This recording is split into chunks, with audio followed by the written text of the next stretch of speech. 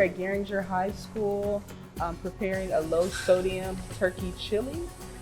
We've started off with a little bit of vegetable oil in the pot there with some onions.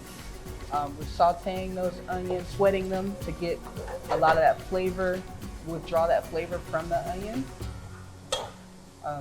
After that, we'll be using the same pot and using that same flavor to infuse with the turkey and add the turkey to that. It's a one pot meal really. Everything goes in there in stages. Okay.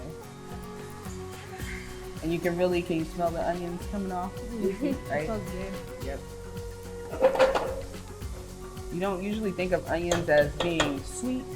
However, when you apply that heat, the caramelization starts to happen. It's really withdrawing the sweetness of that vegetable and getting all that good flavor going in there. It's not gonna have that bitterness or the bite of a raw onion. And over here we have our other team members doing some mise en place.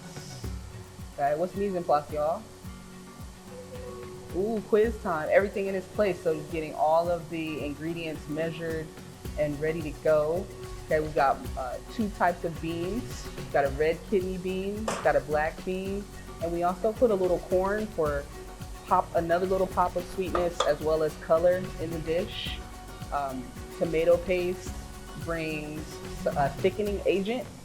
Okay, that's also going to aid in flavor as well and bring it all together. We use a little, it's kind of a special part of this dish is we also incorporate poblano peppers, which is over there on the green cutting board. The poblano is not super spicy. It puts you more in the mind of a bell pepper, kind of a milder pepper. But really, I enjoy it.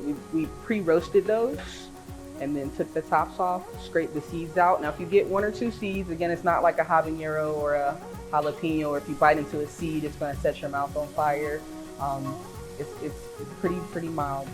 It's not gonna blow you away there, but brings still a lot of flavor, packs a lot of punch.